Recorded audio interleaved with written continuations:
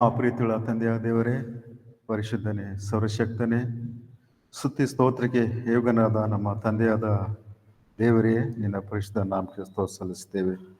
ದೇವರೇ, ಹೌದು, ಅಪಾರವಾದ ನಿನ್ನ ಪ್ರೀತಿ.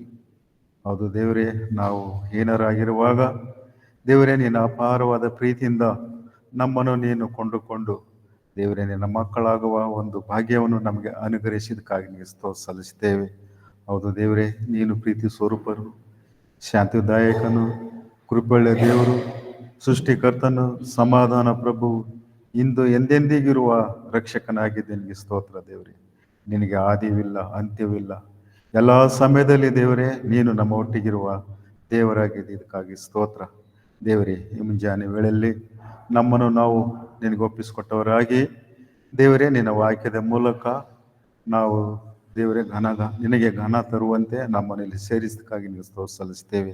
ಯಾಕಂದರೆ ದೇವರೇ, ನಿನ್ನನ್ನು ಆರಾಧಿಸುವವರು ಆತ್ಮೀಯ ರೀತಿಯಲ್ಲಿ ಸತ್ಯಕ್ಕೆ ತಕ್ಕ ಹಾಗೆ ಆರಾಧಿಸಬೇಕೆಂದು ನಿನ್ನ ವಾಕ್ಯದಲ್ಲಿ ನೋಡುತ್ತೇವೆ.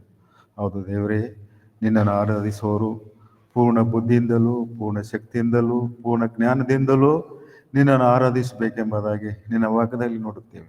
ಹೌದು ದೇವರೇ, ಹೀಗಿರುವಾಗ ದೇವರೇ, ನಮ್ಮನ್ನು ನಾವು ತೆಗೆಸಿಕೊಂಡವರಾಗಿ ನೀನು ಹೆಚ್ಚಿಸಲ್ಪಟ್ಟವನಾಗಿ ದೇವರೇ ನಮ್ಮನ್ನು ಆಶೀರ್ವದಿಸು.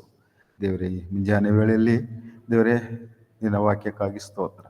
ನಿನ್ನ ಹಾಡಿನ ಮೂಲಕ, ನಿನ್ನ ವಾಕ್ಯದ ಮೂಲಕ ನೀನು ಘನ ಮಾನ ಮಹಿಮೆ ಹೊಂದಿಕೊಳ್ಳಬೇಕೆಂದು ನಮ್ಮ ರಕ್ಷಕನು ಅಡಿಯನ್ನದಂತ ಯೇಸು ಕ್ರಿಸ್ತನ ಹೆಸರಲ್ಲಿ ಬೇಡಿಕೊಳ್ಳುತ್ತೇನೆ ತಂದೆಯೇ, ಆಮೆನ್.